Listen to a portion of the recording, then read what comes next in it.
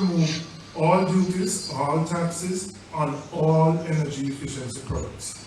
There are some that are zero rated, but they still attract taxes. So if someone wants to put in a solar or water heater, no taxes whatsoever. If you want to put in a solar system, the battery, which is one of the biggest expenses, the taxes should be removed from that.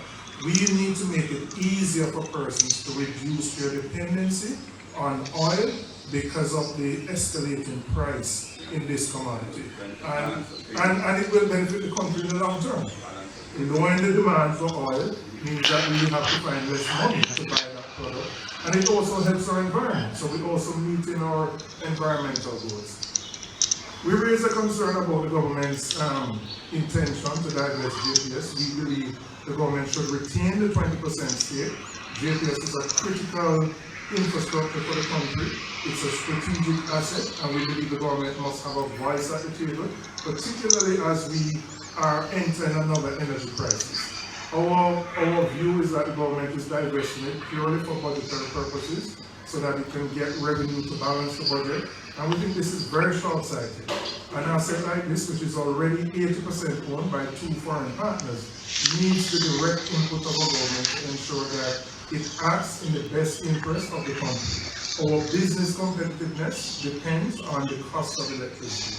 Our cost of living depends on to the extent to which we can manage our electricity costs. So the government must retain a stake at that table and not divest that 20%. I also spent some time talking about how we can really invest in our creative and cultural industries. We have spoken a lot about it. We have given a lot of lip service. It operates in a very diverse way, and we believe the government can start by doing an audit of our creative and cultural industries, ensuring that a development plan is put in place, and so that we can leverage not just the 1 or 2 individuals who have brought fame and glory to Jamaica, but putting in place a system so that we can produce more Jamaicans who can. We are creative, we are naturally creative. That's an area that we excel in, but we need systems to produce more Jamaicans in this area. I spoke about education because I'm concerned about the government's approach to a number of crises in the education sector. The government, in my view, is not on top of managing the fallout, the learning loss that we have experienced. I don't believe we have a true picture of how many students have really been affected by the learning loss. And as such, if you don't have that picture, you can't implement a proper remedial program. Now, I think we need to understand the implications of not having a proper remedial program. We were in a crisis before we got to COVID. 50% of our students were leaving school illiterate in numeric and with no marketable skill. We have had 2 years where some students have had no access whatsoever to education. We are saying to the government, focus on getting that right. The government has a proposal to implement 2 more years for 6 months. Put that off. Put the limited resources into dealing with the remedial so that we don't have the youth them at 15 and 16 becoming targets for gangs to recruit, and that the young ladies become pregnant. This is a major priority. It has huge social implications if we don't get it right. And I'm concerned that the government is trying to do a lot of things at one time with very limited resources, and we want to get them wrong. And if we get them wrong, the country is going to suffer. We're also concerned that coming out of the Orlando Practitioner Report, the government hasn't made provisions for the implementation of those recommendations. It calls for additional expenditures of about $2 to $3 billion. But even before we get to the additional expenditures, to put in place a team that will oversee the implementation of this, we haven't seen anything in the budget about that. Now, if we don't get education right, which really is, as David said, the tool of upliftment for the majority of Jamaicans, then we're going to be confining poor working class Jamaicans to a second-class life. We can't do that. Our responsibility is to put in place programs that uplift everybody. And the government has to ensure that in dealing with the issue of education, that it is given priority, that resources are properly put in place, and that there is a plan. I want to just make mention of one following on the opposition leader in relation to capping the ad valorem tax at the $67.50. It's important to know that anything above that, the government earns revenues, because as oil and gas prices rise, the ad valorem is a variable tax. So everything above is, in essence, a windfall for the government. But in terms of cost, the cost is really borne principally by JPS and Petrojan. And those costs that are borne by them, in essence, are pass-through costs to our consumers. So when the opposition leader speaks about that cap, it is what the budget would have been predicated on.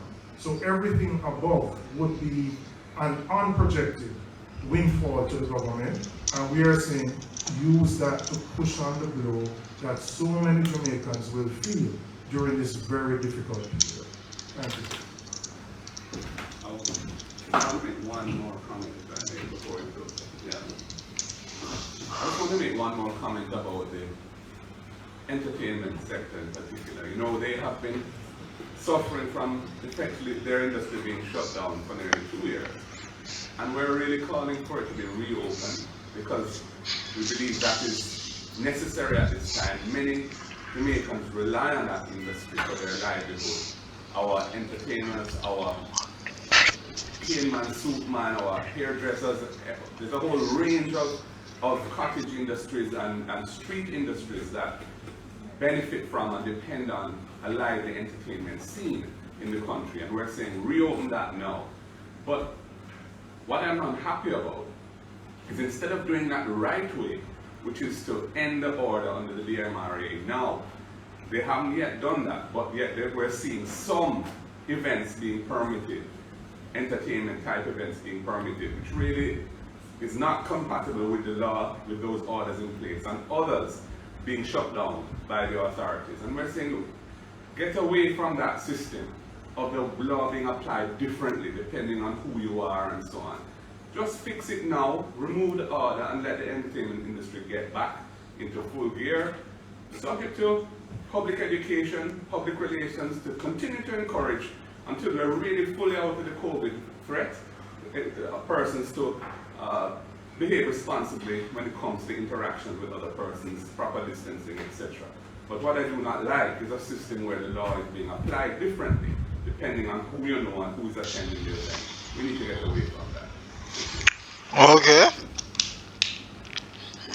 Thank you very much, Mr. Mark Golding. We are now open to questions. Warm to the house, warm to the land, warm to the nail, warm to the zinc, warm to the rat, warm to the roach, warm to the snail, warm to the chicken, warm to the money, and warm to the cat. How will the additional expenses affect the budget? The additional expenses you spoke about in your presentation. Yes, well, we have suggested that the overall envelope of additional expenses that we are calling for could be contained within, say, 2% of GDP or expenditure, $40 billion. And ultimately, it's for the government to decide how to allocate that and what to use it for, whether we should use all of it or some. But we're saying we could, given that we're projecting growth in the economy of 3.5% of GDP, real GDP growth, this coming fiscal year. If we were to slow down the pace of debt reduction by the equivalent of 2% of GDP this year to finance that additional expenditure, we would still be ahead of the game in terms of reducing our debt to GDP ratio in the coming year. We would just adjust the primary surplus target from, I think it's 5.9 to 3.9, and that would facilitate the fiscal space for those expenditures to be met. Noting that we had a primary surplus target 2 years ago of 3.5%. So we're saying we don't need to go as low as that. 3.9 should be sufficient. And that's still a high primary surplus target in a crisis situation, but at least it would facilitate expenditures to protect those vulnerable groups in the population and the population generally from the ravaging impact of higher food prices, higher transportation costs, higher electricity costs, water, and so on. The situation we're facing now is a storm which we have not prepared the population for, and that the budget is not going to protect them for as presently configured. They need to fix that, otherwise we're going to be in problems. And I said, can't send anybody to warn you. Warn you. Do the right thing now and protect the people. Thank you. We have Javine McLean from CBN TV with a question. Javine, please unmute and go ahead. Good morning. This question is for Mr. Gordon. Given the current corruption surrounding Bangladesh and also Peter Museum, at this point in time, can you provide an update on the way forward regarding this?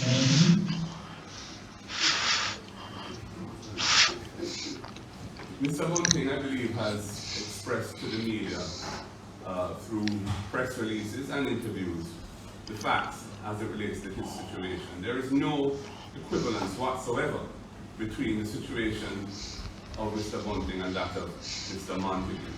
Mr. Bunting, in the two cases that were cited in the Integrity Commission's report, Mr. Bunting followed the recommendation of the Statutory Review Board set up under the Firearms Act. That is a review board where the personnel on it are persons of high office and repute. A former Supreme Court judge, a former senior police officer, and a former senior prosecutor. And they made the recommendations which he as minister followed. There was nothing in that to suggest any impropriety, any wrongful conduct whatsoever. He did not know personally the individuals involved. He was not doing any favors to anyone. He was applying his discretion in accordance with the law based on the recommendation of the review panel set up for the very purpose of advising the minister. The Integrity Commission did not in their report make reference to the fact that he followed the recommendation of the review panel. That was a major omission in the report. And one has to wonder why they would leave out something as relevant and material to the situation as that. Suffice to say, I have confidence in Mr. Bunting. I think he's a good legislator. I think he plays an important role in the Senate, and there has been nothing put forward whatsoever to suggest there's any reason for him to recuse himself or step down in that role or any other role for that matter. Mr. Montague is another situation altogether. He has had a track record in government which is well known and documented, and he has resigned as minister, and I think that was an appropriate thing for him to do. Okay, Gavin Riley from All Today. My question is to Mr. Bowling. The National Water Commission has announced in response to the rise in petrol prices that it will be instituting water lockouts starting this week.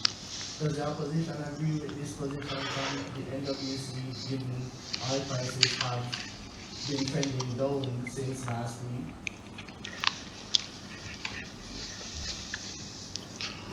Obviously, nobody likes water lockouts. They're very inconvenient and so on. When I read the article today, the NWC was saying they're going to try and restrict these lockouts to late at night, which, from near close to midnight through to early morning. So to minimize the inconvenience to consumers, and also they will have to take account of special facilities like hospitals and any others where having constant access to water is absolutely critical. So I would say as long as it's done sensitively, I would not object to it, because I think it is necessary for them to try and protect the public from rate increases and a pass-through of additional costs as much as they can. And their own financial position they have to bear in mind as to how they can survive going through this crisis. But it's just an indication of how serious the situation is. And there are parts of their bill, the water bill, which are a pass-through of certain costs. And so you're going to see higher water bills, whether they get a rate increase or not. But as long as the situation is handled to minimize inconvenience to consumers, and consumers are given full information so that they can store water if they need to, for the periods when the lockouts will be imposed, I'm not hostile to the decision, but it's very important that they're done it that way. There's another question coming in. It says, what protection will be provided to employees employers who are also facing the effects of the pandemic and now have to absorb the increased burden of higher minimum wage. You know, one of the things in making a recommendation for an increase, we recognize that employers, many of them are householders, they will have, for example, domestic helpers, they may be on fixed income. So we are cognizant of that fact, and they themselves are facing higher costs.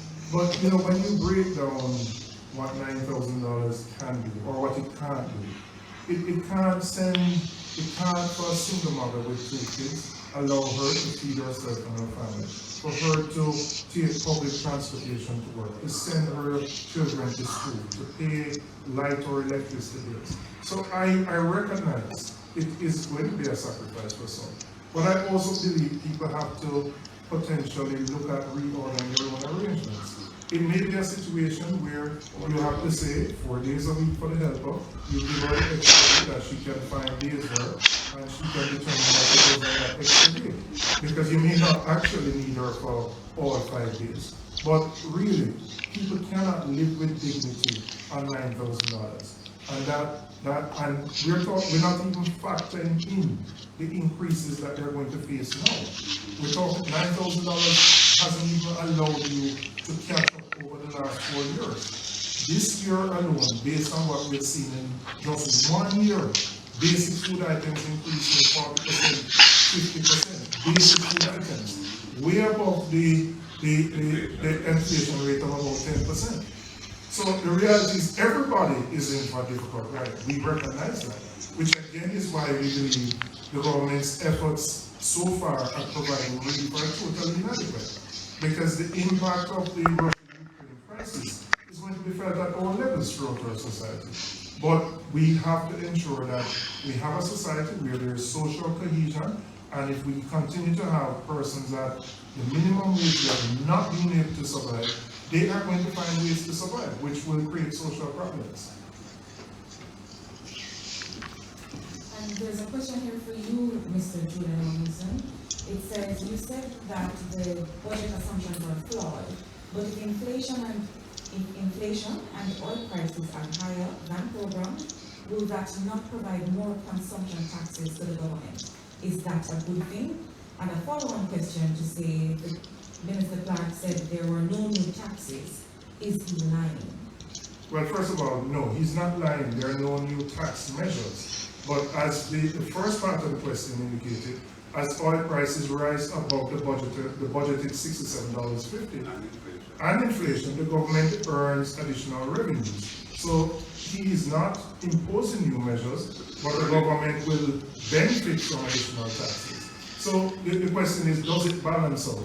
As I said, he may in fact balance the budget from a financial perspective, but the question is, who bears the burden of those additional taxes? Those additional taxes that are being collected, the public will bear the burden. So they're going to be faced with higher gas prices, higher electricity prices, higher food prices. So my point is, while the budget may balance from a purely financial or accounting perspective, the burden is going to be felt by the Jamaican people, and in particular, by those who are minimum wage earners, but not just minimum wage earners. I think we have to recognize that a lot of people in the middle class, a lot of working poor people are struggling. Gas has gone up 60% in 1 year, and it's going up further. So the scale of the sufferation is across the board.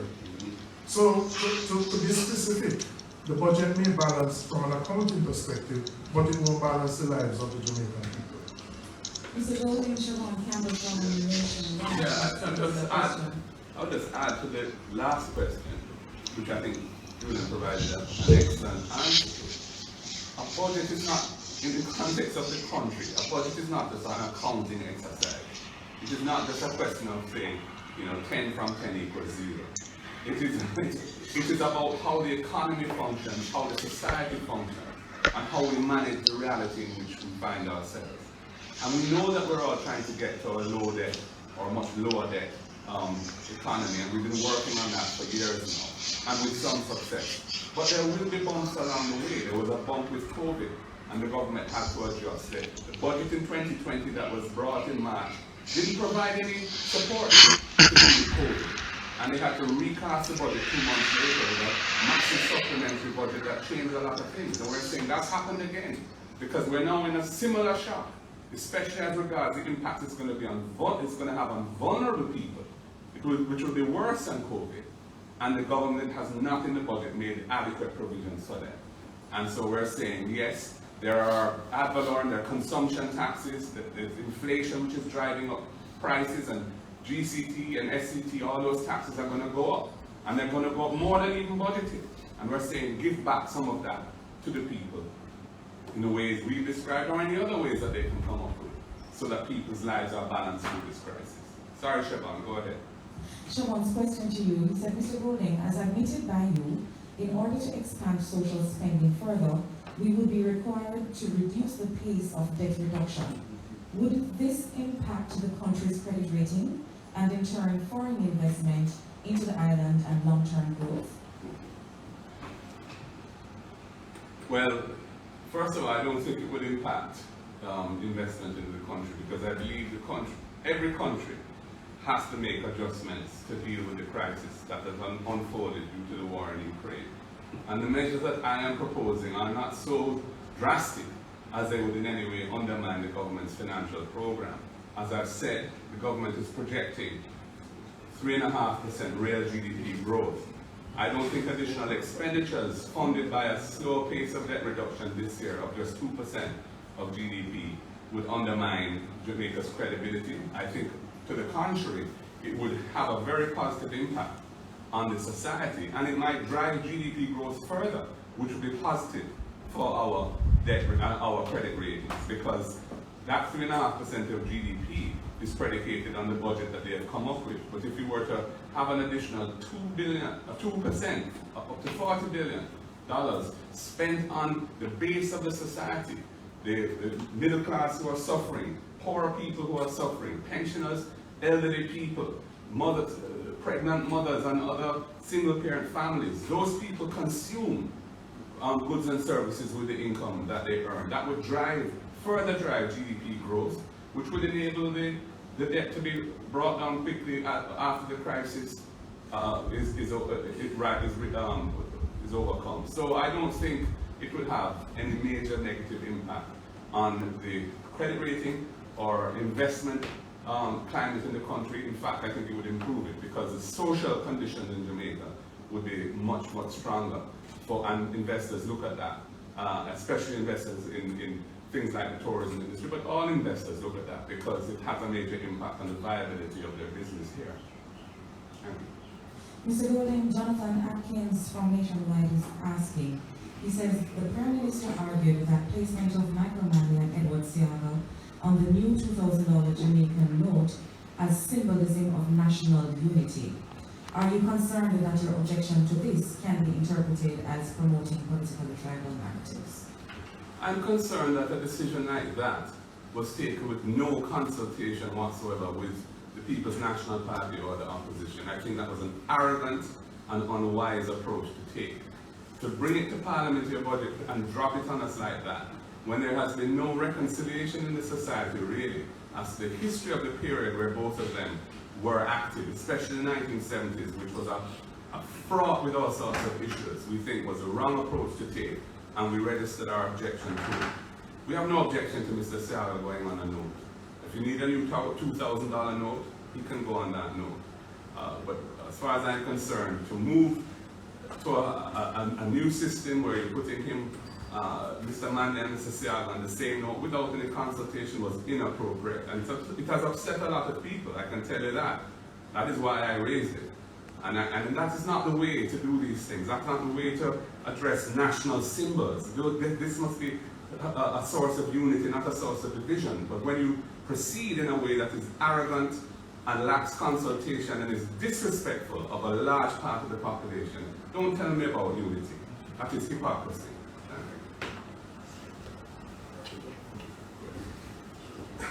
Ladies and gentlemen, thank you very much.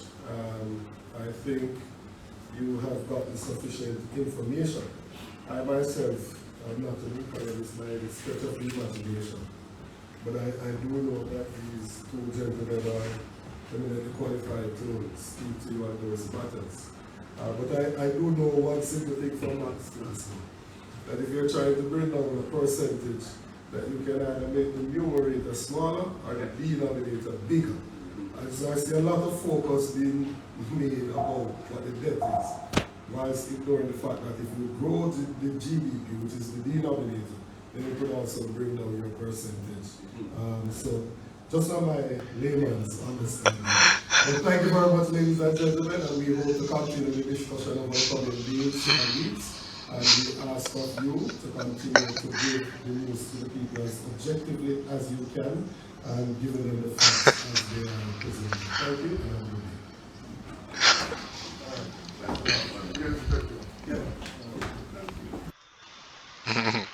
Yeah, yo. They got Mark Golden angry as fuck, yo. They got that man angry once he heard the United. Hey, I love when they get out of character. You know, like some schoolboys, unsupervised schoolboys. So he was like, so don't tell me nothing about unite or unity, cause that's hypocrisy. Yeah, y'all, make sure y'all like, comment, share, subscribe. Don't hide, comment. Donent. Donent means down there. Comment, donent. Down there. Down there is donent. Yeah.